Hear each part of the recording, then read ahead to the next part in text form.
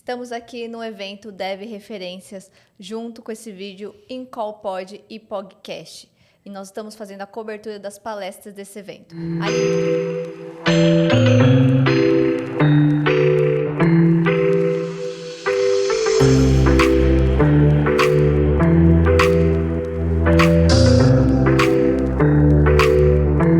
Aline, o que a gente vai falar hoje? Agora a gente vai convidar um cara que o tema dele foi Pensando a Arquitetura de Software, e ele vai trazer um pouquinho aqui pra gente do seu repertório e o desenvolvimento de carreira pensando a arquitetura. Seja bem-vindo, Rafael Ferreira. E aí, Rafael, Lhama para os íntimos. Rafael, começa se apresentando aí para a turma de casa. Beleza, e aí, gente, tudo bem? Né? Galera lá do meu canal, tudo jóia aí? Meu nome é Rafael, né? Eu tenho um canal lá no YouTube que eu gosto muito de falar sobre arquitetura de software e boas práticas. Eu utilizo Python, a linguagem Python, para fazer isso, mas vale para todas as outras linguagens, né? Eu sou mais conhecido por isso, né? Por esse trabalho que eu dou para a comunidade, né? Até de como que eu vim parar, né, no Dev Referências, né? E junto a isso, né, eu sou um tech lead no escritório de advocacia. Até os advogados estão precisando de dev, né? Mas é um escritório de advocacia que é focado em regime tributário. Chato pra caramba, né? Nada de banco, nem nichado. Nada do tipo, né? Ela sabe, tá? Porque tem um advogado em casa. Com advogada. Mas aí, isso daí é muito interessante, né? Justamente porque eu estou começando a ver programação por outro aspecto. Eu não esperava que advogados um dia iriam precisar, né, de programadores do jeito que se faz. Mas é realmente isso, né? Eu já mexi com várias linguagens, já fiz alguns trabalhos em relação a freelance e tudo mais, né? Mas hoje em dia eu sou um pouco mais conhecido por causa do meu canal lá no YouTube, né? E também, né, pra galera dar uma inscrita aqui no Incal Podcast, a galera gente boa, porque não fez uma estrutura que eu nem tô imaginando que vocês fizeram isso daqui, porque deve ter dado o maior trabalho pros meninos ali atrás. Eles arrasaram. Mas bom, esse sou eu, né? E é disso que eu gosto um pouco de falar, de programação e arquitetura de software. E conta um pouquinho pra gente como que foi a palestra hoje, conta um pouquinho como que foi falar desse tema que para você é algo tão importante que você leva, né, para toda a comunidade no seu canal. Eu vou te falar um negócio que é o seguinte, para quem vai palestrar sobre esses negócios, né, é muito interessante que nunca é a tua primeira palestra que é aceita. Porque às vezes eles vão bater com outro cara que vai falar o mesmo caso, aí fica nessas bateção de cabeça, aí vem aquelas desculpas que o povo não quer lá. Mas você não quer falar sobre outra coisa? Porque hoje todo mundo quer falar de inteligência artificial, né? Vai em palestra, já quer falar sobre isso aí, né? Sim. E só que dessa vez foi de primeira. Foi de primeira. Eu já tinha engatilhado algumas outras, né? Porque eu fiz uma outra palestra, só que foi lá em Joinville, lá num outro evento, né? Eu já tinha outras coisas engatilhadas, só que essa foi a primeira, né? E aí eu fiquei muito feliz, porque mesmo eu me dedicando muito à arquitetura de software, é difícil eu falar sobre isso em alguma conferência, né? Mas assim, foi muito bacana, né? Eu trouxe ali para a galera muito do que eu já tinha visto, principalmente em tecnologias passadas, desde um começo, assim, de quando nasceu essa ideia de programação até os tempos atuais, e, né, eu fui apresentando ali o que a gente tem hoje em dia também, né? Por que a gente mexe com essa ideia de arquitetura de software, para que tem que fazer esse tipo de situação, né? Por que o povo de produtos tem que entender por que existe software bom e tudo mais. E a galera lá foi muito bem receptiva, né? A gente soltava umas piadas lá de vez em quando, a galera ria pra caramba, então eu não sei se eu ofendi alguém, né? Por causa que porque a gente que gosta de programação, a gente gosta de ofender o amigo que mexe com a outra linguagem. E isso é um pouco divertido, né? Então, assim, mas foi muito leve, a galera adorou, veio muita gente, eu não esperava, né? As cadeiras todas ali ficaram cheias, né? E é isso, né? A gente está nesse evento aqui, assim, os caras conseguiram juntar 4 Microsoft MVPs, uma coisa que é difícil de você arrumar numa conferência, né? Então, o povo parar muito para ver o que eu tinha para falar, para mim isso foi muito bacana, foi um ganho. E aí fiquei com dúvida, porque a gente tá aqui, tá rolando palestra lá em cima, Tá. e a gente tá aqui nas gravações. E você falou que você soltou piadas sobre produto, que a galera de produto precisa entender aí a arquitetura. Fala mais, quero saber porque eu sou de produto e eu quero ver qual é a piada que você vai soltar. Não é exatamente uma piada, mas é porque é o seguinte, olha só, galera de produto, e olha só, eu entendo, né? Eu entendo. Eu não sou de produto, tá? Pode ficar tranquilo. Beleza. É porque a gente tem uma conversa que é o seguinte, a produção tem que estar alinhada, sim, com as finalidades comerciais que a empresa está precisando. Às vezes você tem que entregar valor, principalmente quando a gente está falando de empresas que são digitais. A concorrência é muito grande e assim, o produto dele conseguir, né, ter uma funcionalidade nova no concorrente, ter uma extensão nova, principalmente que a gente está falando de inteligência artificial, isso está ficando muito em vista.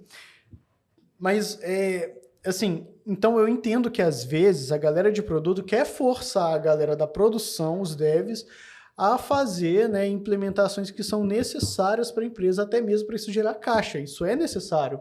Só que em algumas situações a gente precisa também dar uma olhada na arquitetura dos projetos internos. Porque se a gente não vê esse tipo de situação, você acaba tendo um projeto que ele está sendo feito, só que não tem um cuidado ali em relação às funcionalidades. Uma coisa que eu detesto e que todo mundo já viu é quando você corrige uma funcionalidade de um lado, né, e do outro acaba soltando alguma coisa. E aí a entrega que a gente vai fazer demora ainda mais de se fazer. Isso daí a gente resolve com a ideia de arquitetura de software. Então, você tendo os seus projetos muito bem estruturados, esses tipos de evoluções, né, do produto ficam muito mais fáceis. Só que a galera de produto às vezes não entende. E ter essa conversa, né, assim, essa troca faz sentido, porque a gente tem meio que conseguir casar essas duas coisas. As demandas e necessidades da empresa, só que também tem umas demandas e necessidades do próprio produto. E é esquisito a gente falar isso com o povo de produto, porque vai falar o seguinte, olha, então você está gastando seu tempo para desenvolver uma parte que vai ser de usabilidade dos desenvolvedores, sou um pouco esquisito, porque parece estar um pouco distante de objetivo da empresa. Do negócio, né? E agora eu fiquei tranquila porque você mencionou o produto como as áreas comerciais de negócio. É quem precisa levar esse cara para a rua, né? Para colocar na prateleira e divulgar. Então, ufa, eu sou um produto com pé na operação, porque os pontos que você falou para mim, eles são fundamentais. De que adianta eu evoluir uma funcionalidade para tornar o produto, talvez, mais atrativo comercialmente, mas daqui 2 meses sentar ele porque eu não pensei em arquitetura Eu correta. trabalhei numa empresa, né? Eles faziam rastreamento automotivo, era muito bacana o que eles faziam, né? E era um produto que ele era bem complexo.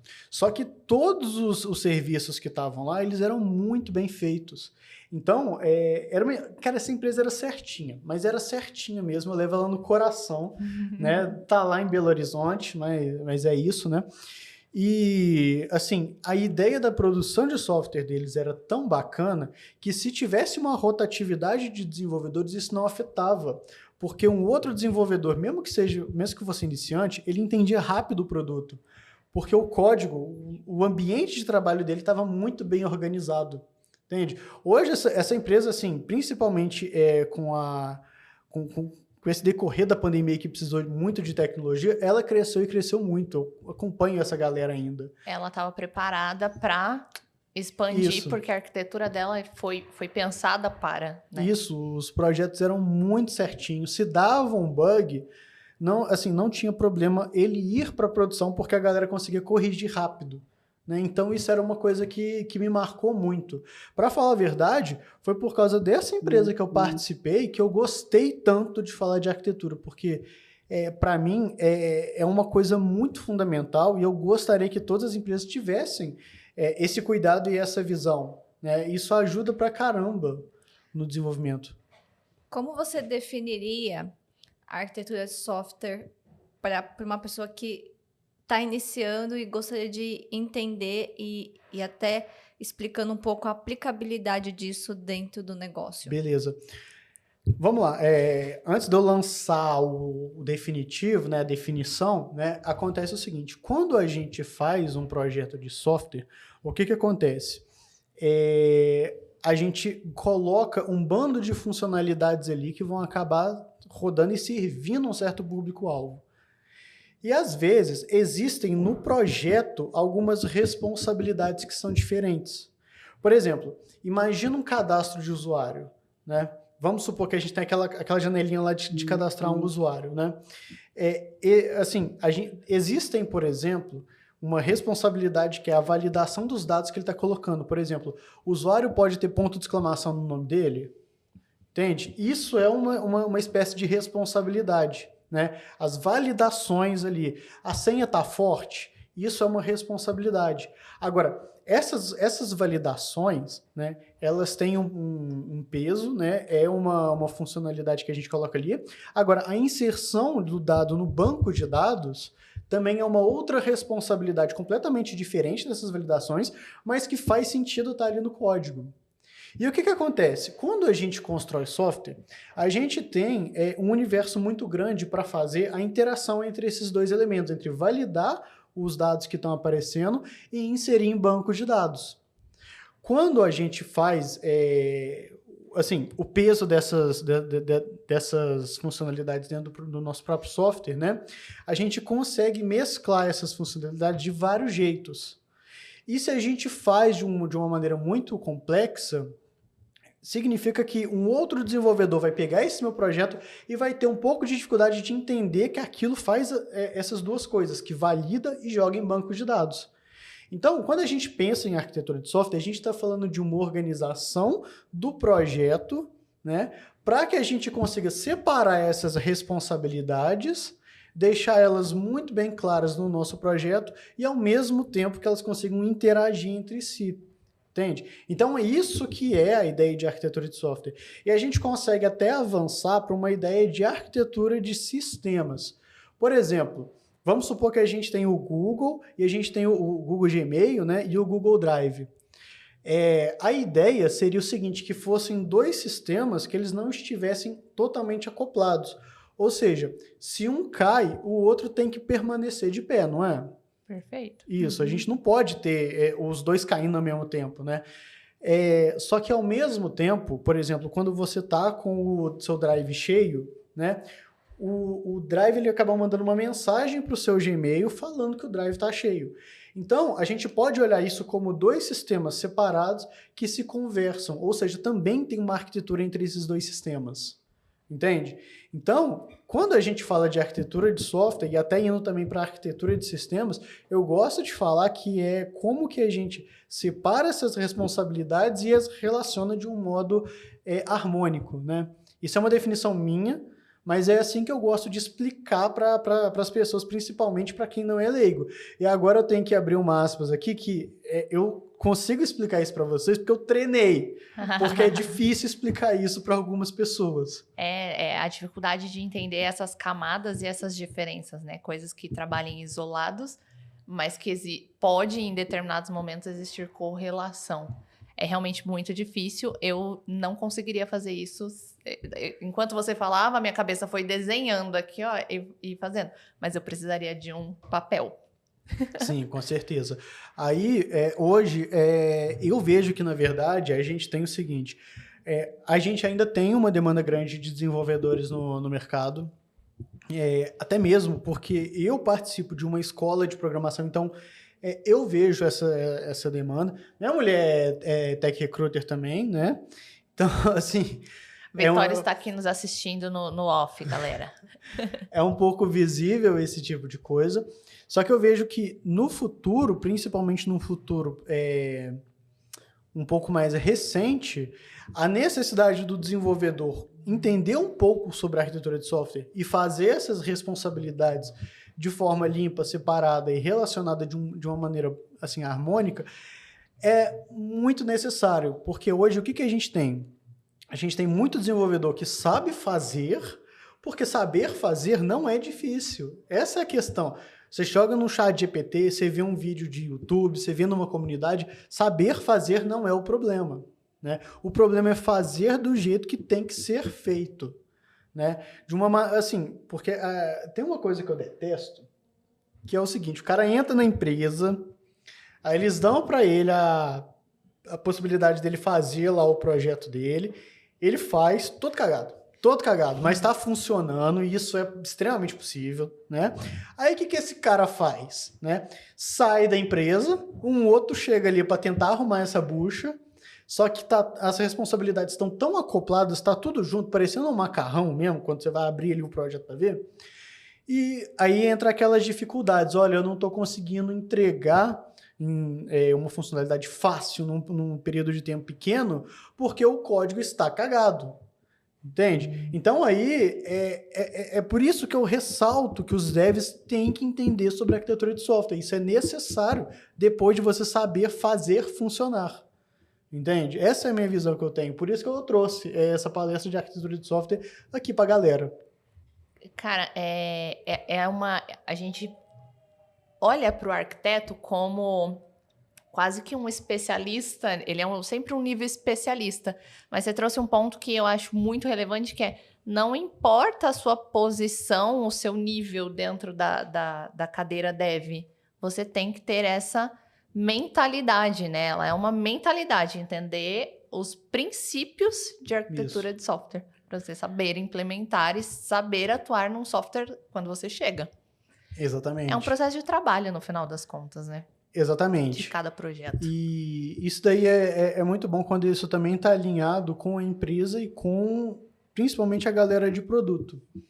Porque isso é uma vantagem comercial. Se o projeto está fácil de se fazer uma implementação ali, você tem uma vantagem comercial, né?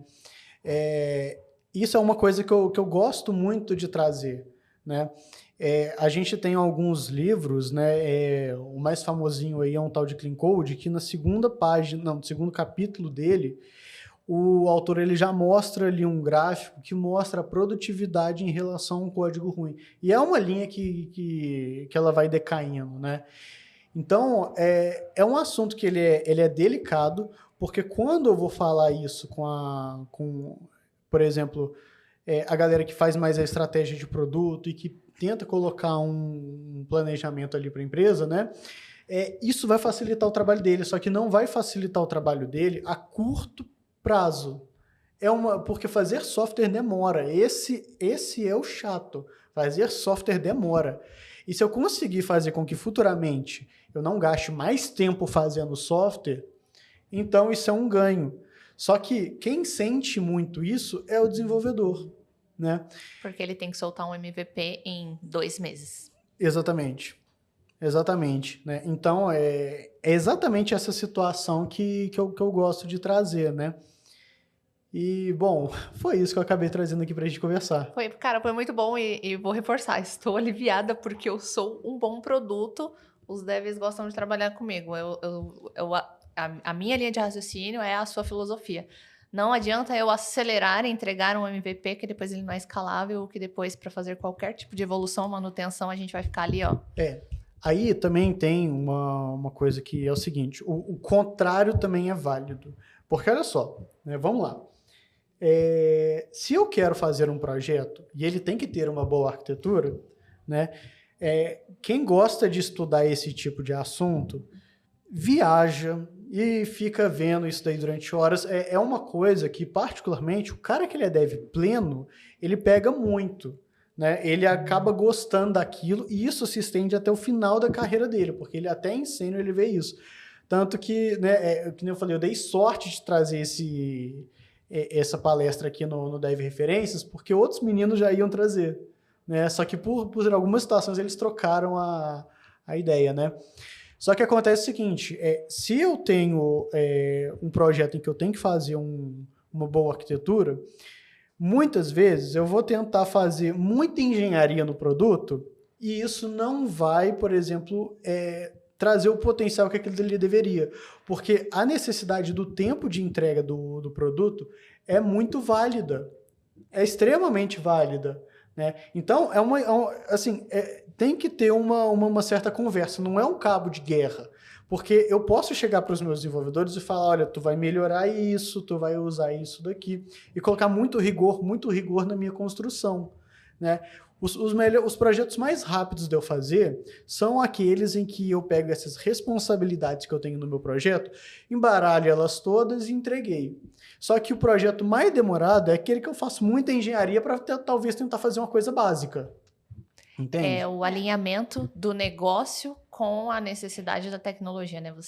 Você trazer... Eu acho que a responsabilidade do produto, né? É conseguir levar para o time de arquitetura, para o time operacional, o tech, a real necessidade e onde é que está o valor, onde é que está o fit daquela solução que vai ser implementada, né? Tem que pra buscar um equilíbrio, né? Buscar equilíbrio, é arquitetura na medida certa. E, claro, tem que sempre dar aquela visão de futuro. Quais são os próximos passos, para onde a gente está caminhando, porque vocês estão sempre preparados para escalar. E exatamente por eu mexer com a linguagem Python, até mesmo lá no meu canal, eu compro um pouquinho de briga que eu não quero comprar, às vezes, essas brigas com a galera, por exemplo, que mexe em Python em outras áreas. Então, tem uma galera que mexe com Python para machine learning, para engenharia de dados, e os caras fazem, na verdade, os projetos deles totalmente cagados. Né? E isso, assim, eu já tenho de mentoria algumas pessoas que eram de dados. Eu não entendo porque que eles têm essa vontade de querer fazer esses projetos horríveis. Né? Eu não quero comprar briga, mas já comprando... E é verdade, porque eles mesmos falam que os projetos são horríveis de se alterar alguma coisa. Né? E aí acontece o seguinte... Tendo essa ideia toda de tecnologia, né, isso não se baseia somente, por exemplo, ao produto que vai atender a galera. Isso se baseia em todos os projetos. Essa galera que está mexendo com o IA, eu acho um trabalho extremamente válido. Mas muitas vezes eles acabam utilizando o Python para complementar e fazer alguns trabalhos a respeito. Irmão, tu tem que fazer um projeto bacana. Né? E é isso que algumas pessoas falam comigo, olha, eu sou de dados, eu não preciso disso. Né? Aí o cara sai da empresa, chega um outro ali e não entende nada e vai falar o seguinte, olha, nossa, meu Deus do céu, o projeto está defasado, precisamos criar ele de novo. Detesto quando o cara fala uma coisa dessas. Ele começou errado. Tem que ter um casamento, né? Tem que ter ali um equilíbrio. Não tem jeito, sem esse equilíbrio não vai funcionar. E, Rafael, eu queria que você falasse um pouquinho uma técnica que você adota, que você demorou talvez até para adotar na questão de arquitetura e desenvolvimento de software, mas que hoje você fala assim, é impossível não olhar para isso. Entendi. Eu vou te falar o seguinte, tem duas coisas, né? Tem duas coisas. Primeiro que, assim, isso daí é um tópico que, assim, particularmente você não vai ver dentro da empresa. Eles não vão te ensinar isso. Eles vão falar o seguinte, ó, é assim que as nossas coisas funcionam, toma aí e é nóis. Né? Só que às vezes quando você vira para um cara e fala o seguinte, a gente precisa agora construir uma nova funcionalidade, começa aí, dá o start no nosso projeto, é aí que a ideia de separar as responsabilidades fica muito evidente, porque você está construindo o projeto. Né? Então, assim, é uma coisa chata, é desgastante, mas infelizmente você acaba aprendendo muita coisa em relação a arquitetura de projetos, quando você faz alguns projetinhos, né, em casa. E aconteceu o seguinte, antigamente eu fazia uma coisa que era o seguinte, no período de pandemia eu quis utilizar um pouco mais o meu LinkedIn, né? E aí eu fiz o seguinte, eu falo isso para todo tipo de área, se você é qualquer outra coisa, pode fazer isso. Eu estava lá em casa, aí eu estudava algumas coisas, e fazia uns projetinhos de brincadeira, né? Eu fiz um projetinho lá que, por exemplo, eu queria deixar as minhas dúvidas E se alguém tivesse uma resposta para isso, a pessoa ia lá e respondia isso daí para mim, né? Então era tipo um fórum, né? Eu colocava uma pergunta, alguém respondia. E eu não queria ficar rico com isso, eu não queria fazer empresa com isso, eu queria só estudar um conceito. Então eu fazia um projetinho para isso. E demorava, às vezes, tipo assim, 3 meses para ele ficar pronto, né? Mas era só para eu testar alguma coisa, né? Então eu estudava um pouquinho em casa. E partes dessa coisa que eu ia fazendo, eu ia soltando no LinkedIn. Olha como é que eu fiz isso daqui, né? Então, aprendi a fazer isso, olha como é que ficou. E aí eu ia meio que fazendo, o LinkedIn virar meu portfólio, né? E isso foi muito bom, porque depois de um certo tempo, algumas vagas de emprego que eu recebi foram porque pessoas viram os meus portfólios e acabaram me chamando, entende? Depois de um tempo conversando com devs um pouco mais experientes, eu vi que o que eu estava fazendo estava legal, mas a construção não era exatamente aquilo que deveria ser feito, né? Eu podia utilizar outra tecnologia para fazer isso. Mas na época eu não me importava, eu só queria fazer ali, expor o que eu estava estudando. E eu particularmente aconselho isso daí para qualquer pessoa, né? Se você está, por exemplo, lendo um livro, estudando alguma coisa em algum curso aí, irmão, pega um pouquinho daquilo dali, posta no LinkedIn que tu vai fazer um portfólio bacana, e tu mete lá no currículo, veja meu LinkedIn, a pessoa já vai saber o que tu tá fazendo. Cara, entende? isso tá alinhado ao plano de carreira, né? Você vai construindo você vai mostrando seu repertório, construindo ali a trilha para onde você quer caminhar, e tem que divulgar mesmo. E a gente da área de tech é muito ruim nisso, né? Não, totalmente. Eu tenho um caso legal para falar, mas eu ainda continuo com essa pergunta, tá? Que assim, exatamente isso. Se a gente quer aprender um pouco sobre arquitetura de software, eu oriento primeiro as pessoas a fazer um projetinho em casa para entender um pouco sobre aqueles conceitos. E aí, estuda aquilo, se debruça sobre aquilo, né? Mas eu tenho um caso, e esse daí, meu pai amado, eu tinha tem um menino onde que eu tô trabalhando, né? E ele já deixou eu falar isso nos podcasts, não tá nem aí. Não, porque se bobear, a gente marca ele. Ele já te deu liberação. Não, o rapaz, né? É porque ele é muito doce, cara. Eu não sei. Mas assim, ele já com 19 anos é um programador, né? 19 anos, né? Aí eu falei assim, nossa, mas 19 anos você já pega um emprego desse, né? E o cara quer absorver muita coisa. O cara, assim, olha, às vezes ele trabalha, sem brincadeira, de 10 a 12 horas, né? Isso é problemático. Só que não é porque ele tá precisando de resolver as demandas dele. Às vezes é. Mas não é por causa disso. É porque o menino quer aprender, né? Porque você meio que vicia, né? Nesse tipo de coisa. E aí eu fui meio que forçado a falar o seguinte, olha, meu parceiro, você para com esse negócio, né? Porque se a gente cair aqui em uma situação errada, você não vai passar uma boa impressão, né? Então eu fui freando, né? Falando assim, olha, irmão, para de trabalhar, não faz sentido você fazer isso aí. Só que aí eu fui direcionando ele a fazer o seguinte, vamos fazer o seguinte, você quer programar, você quer aprender as coisas, vamos fazer teu projetinho aí, né? Aí eu falei, olha, tu quer fazer o quê, né? Aí eu separei um tempo com ele lá no trabalho mesmo, né? Aí lá, Rafa, eu não sei. Aí eu falei assim, beleza, vamos fazer uma brincadeira aqui, vamos fazer um sisteminha para você fazer uma locadora de carros, né?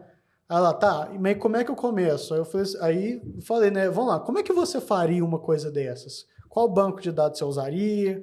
Qual que é a linguagem que você usaria? Aí o menino foi pegando, né? Agora ele faz exatamente isso, ele tá parando de trabalhar essas horas aí, né? Para ficar fazendo o projetinho dele e aprender mais por ele mesmo, entende? Então isso eu aconselho pra caramba.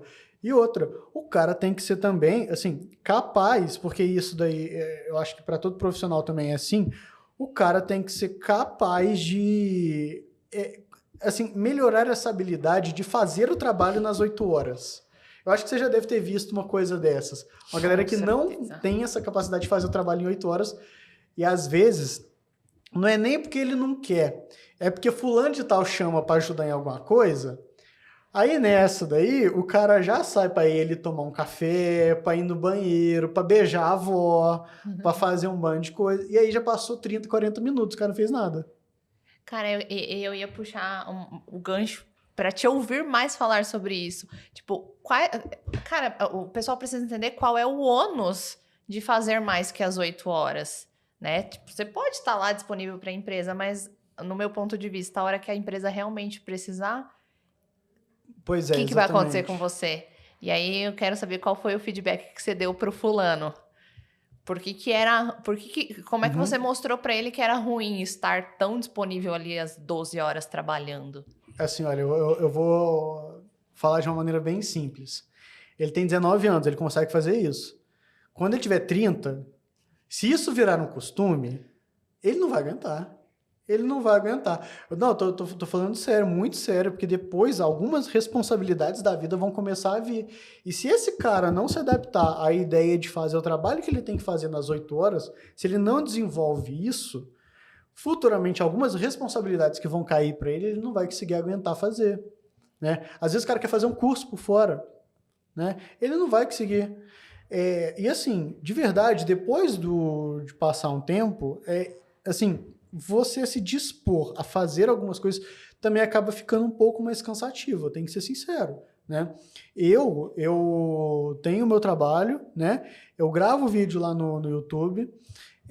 Há um outro tempo, né? Eu também estava gravando as aulas para uma escola de programação também, né? Então as coisas eram muito desgastantes. Eu tinha obrigatoriamente que terminar o que eu precisava em 8 horas no meu trabalho. Porque senão não dava tempo para isso, né?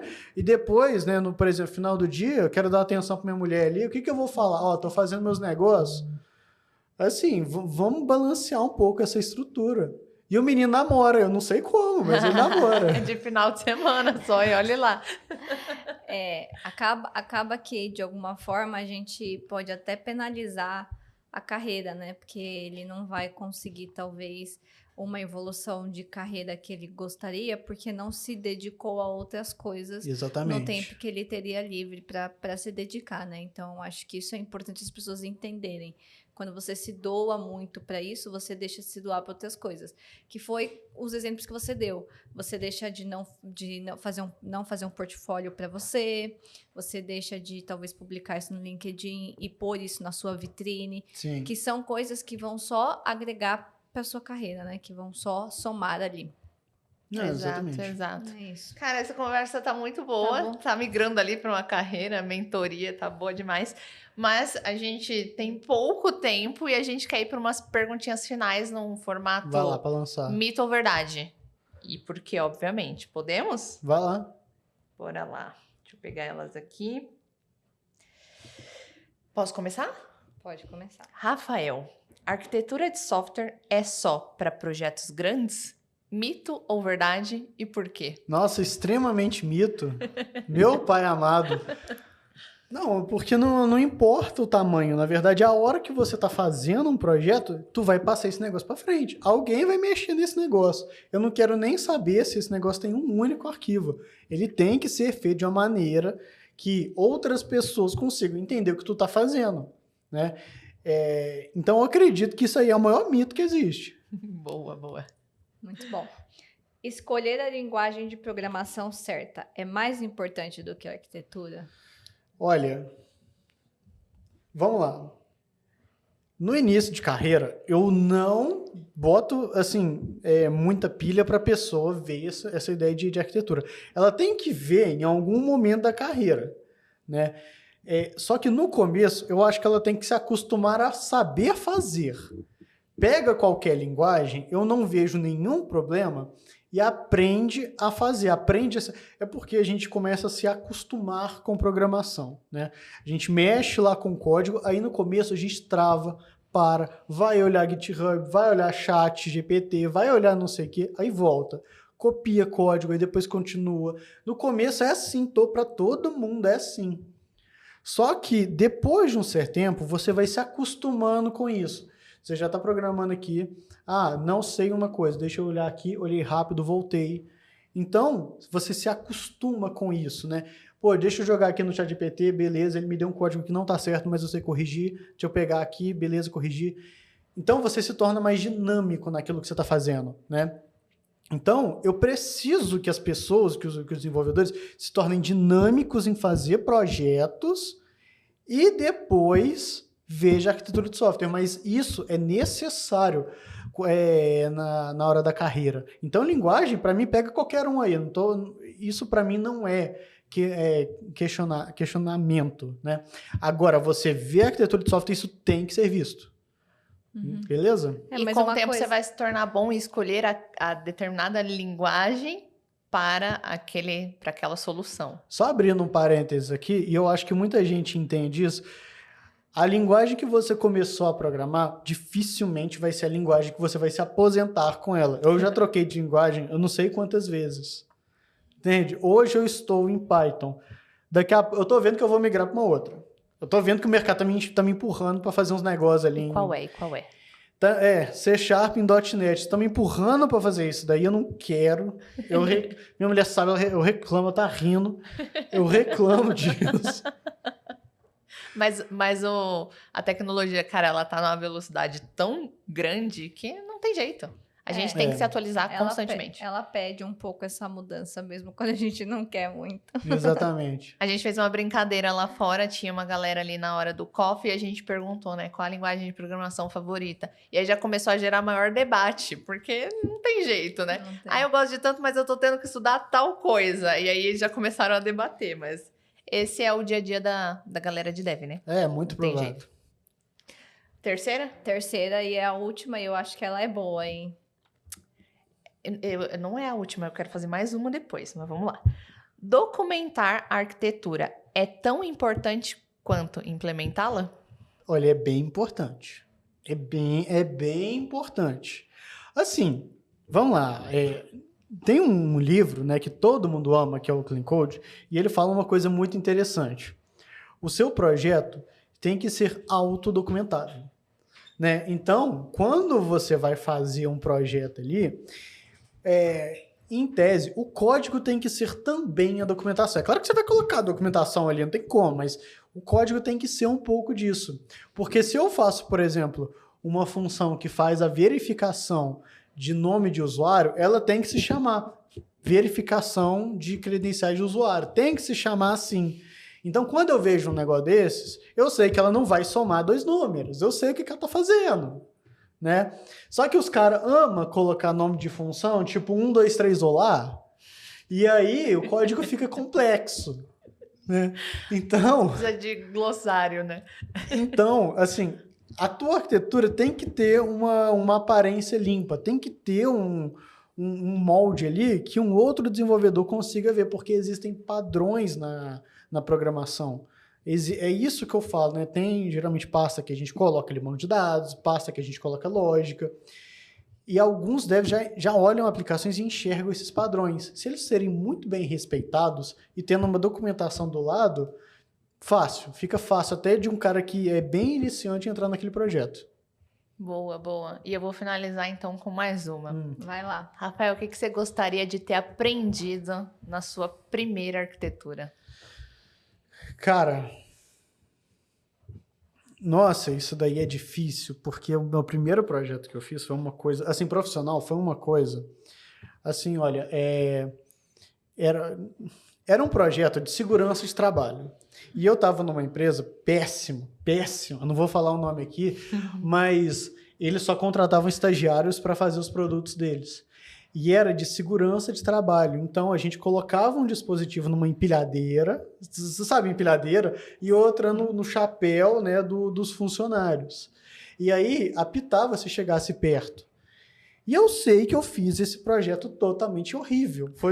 Foi daí que eu fui pensar um pouco sobre arquitetura de software, né, e tudo mais. Eu vou te ser sincero que eu gostaria de saber qualquer arquitetura. Qualquer. Porque eu sei que aquele projeto eu fiz horrível. Ele estava funcionando, funciona. Eu acho que ninguém morreu com isso. Né? Eu espero, né? Puta, e era segurança, cara. Você teria sido comunicado, eu acho. Eu espero que ninguém tenha morrido com isso. Agora, para mim, eu gostaria de saber qualquer arquitetura. Porque faria diferença. Eu sei que quem pegou aquele projeto se deu mal. Eu tenho certeza. E deu várias dicas pra galera, né? É o que ele gostaria de ter aprendido e já deixou um monte de dica ao longo aí do nosso episódio do como se preparar para. É isso, faz parte do começo. Rafael, muito obrigada pelo bate-papo. Foi muito bom ouvir um pouquinho aqui do que você trouxe na palestra, ouvir um pouco aí do que você aspira ali olhando para o mercado. Todas essas dicas que você passou para os devs, elas são de extrema importância. Então, agradeço muito o seu tempo aqui. Foi um bate-papo muito bom. E a gente vai formalizar enquanto estão gravando. Queremos Rafael Ferreira Olhama lá no Encol. Combinado? Perfeito. Não deixa não. Tem Vamos que deixar, levar, tem que vamos dividir, levar. tem que dividir, Bruno. Dividir para multiplicar. Obrigada, Obrigada, cara. viu? Gente, Obrigada. muito obrigado, foi ótimo. Bate aqui. Até a próxima. Obrigada, gente. Até a próxima. Tchau, tchau.